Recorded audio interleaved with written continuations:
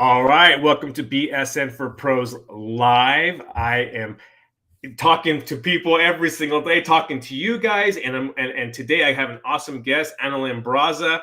And what's awesome about these lives is we have a pre-conversation, and we started off really good. Okay, we got to go live, and we got to talk. So Analyn, let's get into it because you have we were just talking. And there's so much information that you have. I want to get people just to really get to know you. So tell us a little bit about yourself, who you are, where you live, and what you do. So I am currently residing in Las Vegas right now, and I was born in the Philippines. June 12th, 1982 was my birth date. That's actually the Philippine Independence Day from Spain, by the way. So that was kind of an interesting fact that I found out about myself. So I was raised in the US for, I think, more than 30 years now. I'll be 40 this year. And I joined the military in 2001. I have two kids. One actually just joined the Marines in the past like 4 months ago. And so now I'm here in Vegas. I work as a web designer and co-founder of WebKitty Creative Services, and I've been helping a lot of businesses kind of grow their business online, especially since the pandemic happened. I'm part of a BNI networking group. BNI Westside Winners is what we call it. In the Summerlin area, we have multiple chapters in Vegas that you can join. So basically, I joined them as a web designer. They closed down my industry, and no other web designer can join. So it's been such an amazing journey for me because I really like being around people. I love helping people. I love supporting people, and I feel like my journey has gotten me to this point where, like, you know, I didn't really think about myself, throughout this journey. So I was always supporting people, giving, giving, giving, giving, and I never gave to myself. And I think that is a journey I had to take in the past 2 years during the pandemic. That's, know? that's cool that you say that about the journey. We talk about there's two. You put out 2 points. There's the journey. When we start the journey, do you remember when you're like, what was like? Because you were in the Navy. Thank you for your service. Thank you. And then now your son he's in the Marines. So thank you for his service. And my daughter's goal is to be in the Air Force. She went in the Air Force, so that's her. So, and on my wife's side, all her family is in the military. So, so I really honor that. We talk about the journey. When do you like remember? What was your first, like when you wanted to become an entrepreneur? What was like the first thing that you did, or what was the first thing that you started when you started doing that? It was more of a leap of faith, because growing up, I, worked at like a restaurant. I worked at Taco Bell. I worked at Dunkin' Donuts right before, I left for the military. So after the military, I learned a lot of discipline. So a lot of discipline for myself, how I can support others. And it just kind of opened up opportunities for me to grow from there. So when I look back on the military now, I realize that the environment I was in and the people that was there for me were all, officers, people in uniform that were squared away, is what they call squared away. And coming out of that environment, when I worked for a government contracting firm, I already had that discipline, and I had that on my resume, and people were like, yeah, we're going to hire you. Okay. Yeah. So I started out as a receptionist into working as an executive assistant. And for each job that I've worked at, I've excelled. So I've excelled pretty fast because my ability to want to learn everything. And that's the thing I ask people, hey, is there something that you need help with? Can I help you with this? Show me how to do this. And that was just how I grew up. That was, I stayed after school because I didn't want to go home. There was nothing to do there. I wanted to do something. you talked about being like a giving, like going out there and supporting other people. Going out, you brought that up. How does is there a benefit? What is the how does that benefit you, and how is that like not benefited you? Like tell us, like there's the balance, because I know exactly. when we're givers and givers and givers, there's takers and takers. So there's a point where we all have to learn this lesson. Tell us about those. Tell us about your experience in that. I think when I'm giving and giving, it's very rewarding to myself. I'm a part of something. I put myself in a position for people to look up to. But at the same time, it's like, how often are you doing that? How often are you giving to yourself? Are you're giving to all these people, but are you giving back to yourself? And that's important because sometimes, as you get older, you start to realize, okay, I got to recharge. There are certain people out there that you love wholeheartedly. Like, I love people, like I love my friends, I love my family, but there's just some people out there that are just draining. It's like, okay, I got to recharge. I got to go back. I got to, disappear for a month. Then I'll come back and I'm at my best again, So that was a journey I had to learn in the past 2 years, because I was giving to someone for a very long time without any expectation of them contributing back. And over time, I start to realize, I was like, man, I'm not going anywhere. It's like I'm taking a step forward, but I'm taking 3 steps back. Why is this happening to me? So I had to kind of sit, in my stillness and say to myself, okay, there's something here that needs to change. And that's the awareness that we have for ourselves, which a lot of people are still learning. I didn't learn that when I was little. So I had to learn it in the hard way, where I'm in these challenging moments where it's like, okay, I don't know what to do. Let me take a step back for a minute and, assess what's going on here. There's a lesson here. And that's the thing. You just got to take it as a lesson. We were never taught to, well, I wasn't taught to, break down and cry about it. I was always taught to, no, take care of it. Do it now. And that was what I saw in my environment growing up. So that was something that I did all the time, Is that we on your profile you say spiritual hacker? Is that where and then we want to give a shout out to Michelle Cintron. Michelle, thank you so much, because she's part of she's helped us connect. And you said Michelle's your coach, one of your coaches out there helping you. Is this where you've learned a lot of this information that you're getting, or is this something that what's is it all, or is it just, we talked about the pieces coming together, right? Like you've talked about that. So tell me about that.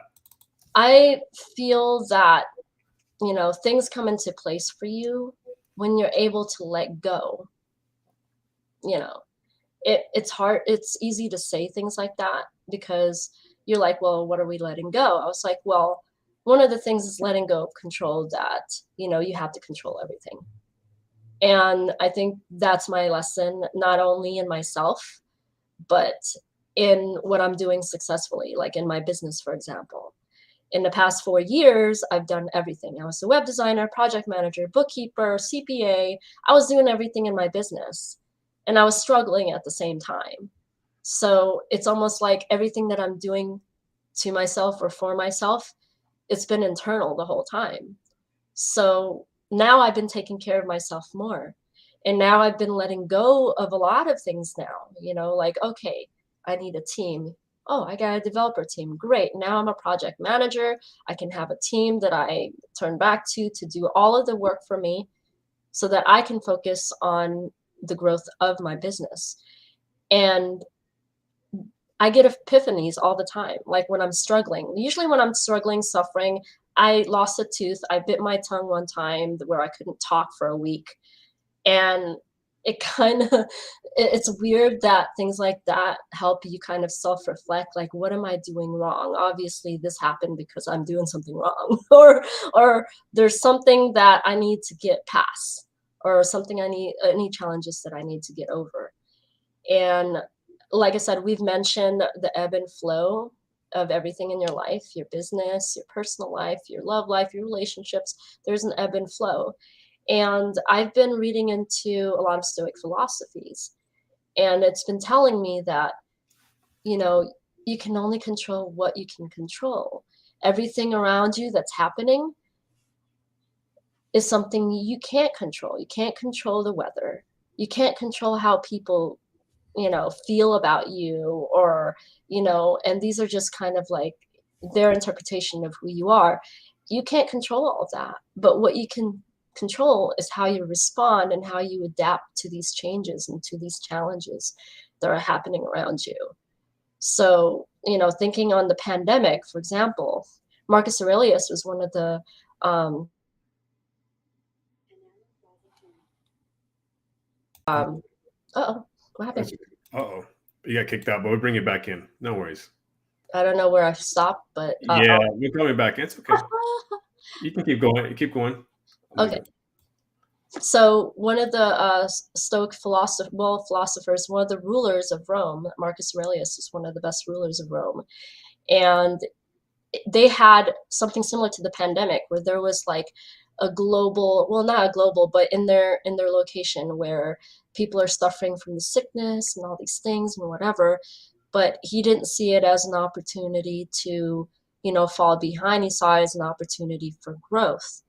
And in order to support his people, he was able to let go of things like all of his materials, all of his gold, his jewelry, to the market to help these people, to help his people, and he wrote a book about meditations and stuff, and it's regarding the Stoic philosophies and stuff, and what he learned from Epictetus, who was one of his philosopher teachers. And and it was interesting to me when I first started listening to what he had to say. And it's like, oh my gosh, this is happening right now. It's almost like a cycle of things that are happening as a pattern. And it's like, can we as a collective learn from this? You know? And so the message that I put out is that, you know, let it go, let things go. Yeah, you can't let there's certain things that people can't let go, like, oh, I can't let go of my car, I can't let go of, of this. But take a look at what's happening around you and the people that you surround yourself. Are you struggling? Are there a lot of challenges? Now, do these challenges happen often? Because if it is happening, then you're just cycling back through it. And what's happening is you have to learn the lesson before you can continue. You have to close that door before you can open it, Hmm. before an opportunity opens up. And I realized that I've closed so many doors in the past 2 years that a lot of things just started pouring in after that. And I was Sure. like, okay, something's happening and I'm not understanding now. Maybe I need to process it for another year. Hmm. Right? So, things like that happen. And we just have to learn how to respond to it, how to adapt to the changes. Do you think that the moment you started doing that, that's when you started seeing your business grow? Like you started, Yes. yes. Is that because we're gonna go into your web design as a web design company, right? You have a web Mhm. design company, creative services, Mhm. and then you're out there working with nonprofits. So Mhm. tell us about that part where you all of a sudden you're like you started letting go, and all of a sudden you start seeing the growth and your personal growth in your business because now you're a busy person. rather than like rather than holding on to everything, now you're like, I'll take it all. But Well, then I all of a gotta sudden tell you though, more comes in, more is coming in. yeah, I gotta tell you though, on Thursdays, it's like an open Thursday for me every week because it's my self-care Thursday. And the reason why I continued my self-care Thursdays is because I noticed the patterns of every Thursday, there's nothing to do.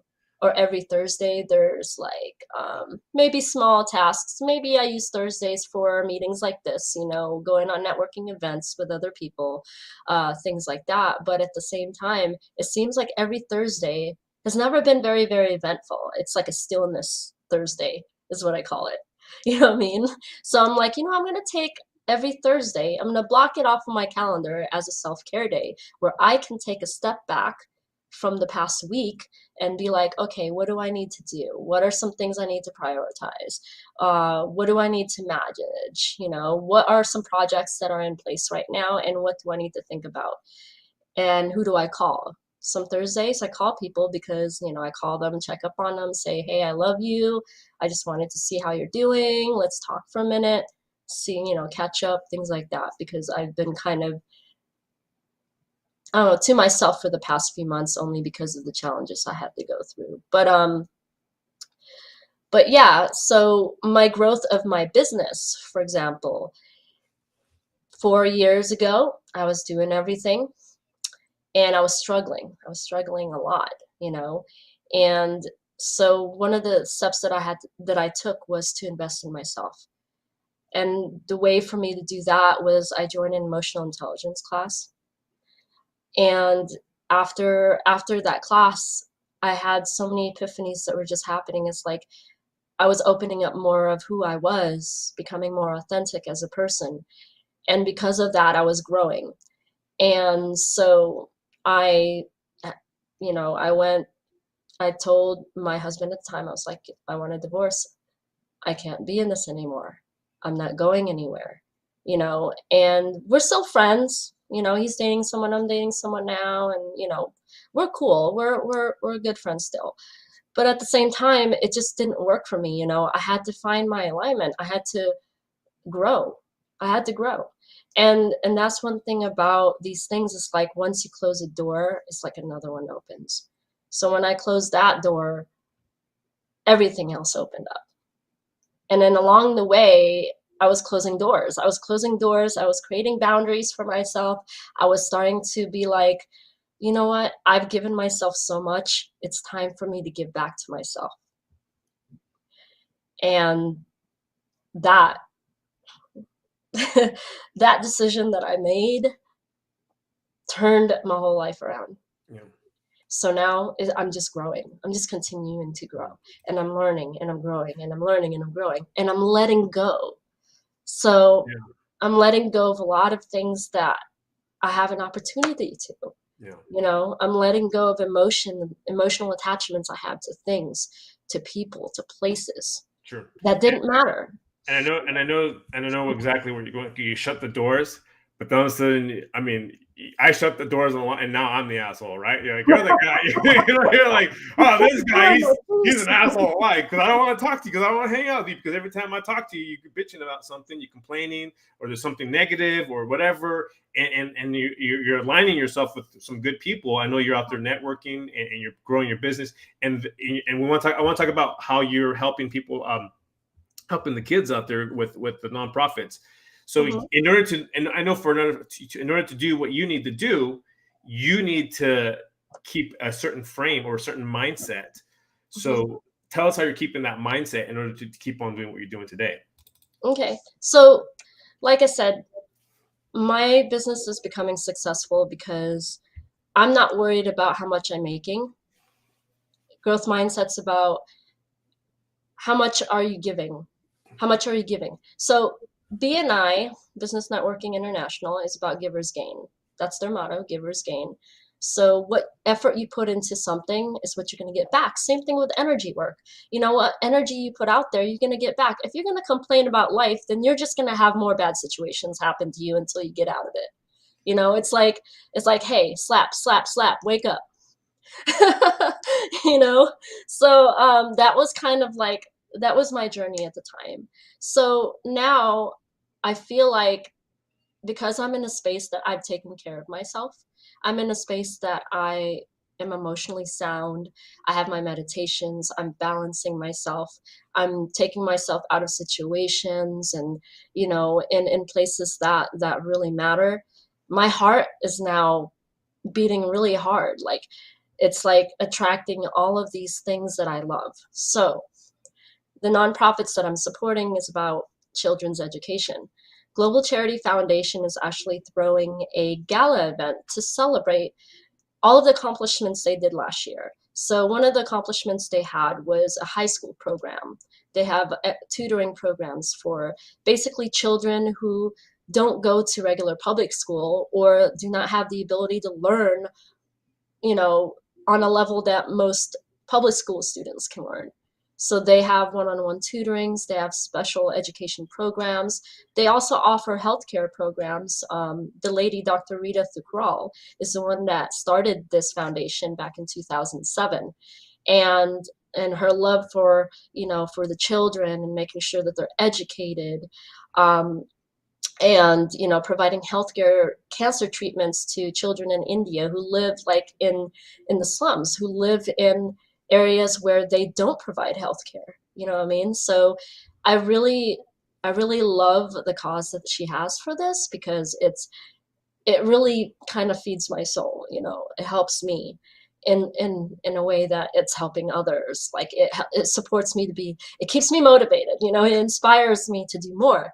And every day I wake up, I should be doing more. I can't be sitting here waiting for everything to come to me. I gotta take action, you know? And another nonprofit that I'm supporting is Where Our Children Play. So this guy, Joel Franco, he's actually a film producer for documentaries. So he's doing a documentary about youth sports, about children who get into sports, who need mentorship, who need actual coaches, because I've seen coaches out there scream at the children because maybe they're angry, they're not doing the right way or whatever.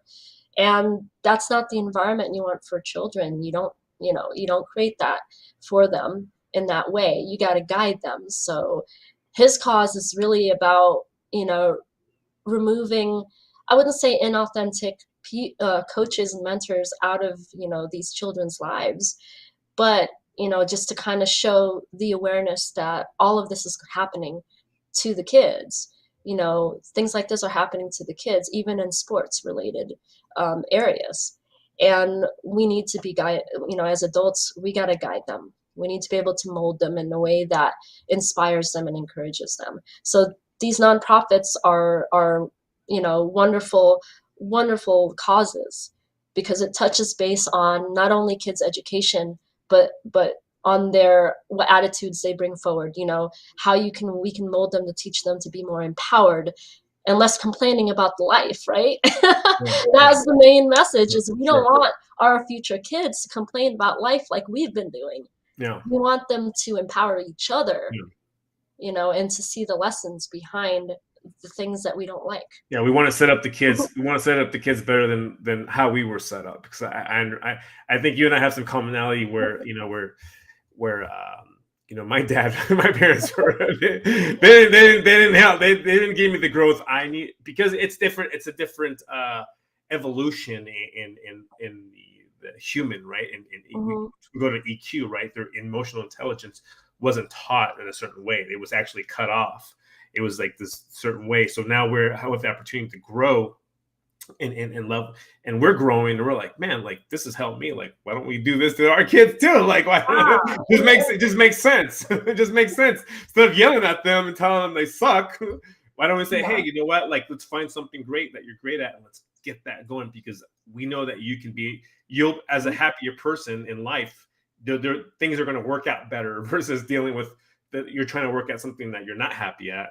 Right. You're going to be you're going to have more of a miserable life. And it's definitely a discovery, because you got to take the time, having children, like when they have so much energy, it's like, don't give them candy and tell them to go outside and play. Hey, let's do this. Let's do painting. Hey, let's read a book. Hey, you find out what they love. Sure. And absolutely. with that, it's like you just continue to empower them in that. Yeah. It's like, hey, you're not listening, but here's your iPhone. Here's your iPad. Get on the iPad. Hey, you're not listening when I tell you something, but here's your iPad. Let's not have family dinner. Okay, you're too loud. Here's a tablet. Analyn, I appreciate your time. I had an awesome I'd love to do this with you again. I learned a lot from just talking to you, and definitely, we should do this again and have a conversation. I'd like to talk about more about the EQ and what you're up to, and all of the spiritual hacking, and in your business. I want to dive a little bit more about that. So if any kind of projects that you have in the future, like something, please come back and I'd love to share about that project. If something like big company happening, let us know for sure. So for that, we're gonna give you a big cheer. Yeah, everybody's there. Yeah. All right. Thanks again. Thank you. Oh yeah, the mug picture. We gotta do the picture. Ready? One sec here. Ready? There you go. Okay, look at the camera. All right. Got it. That was fun.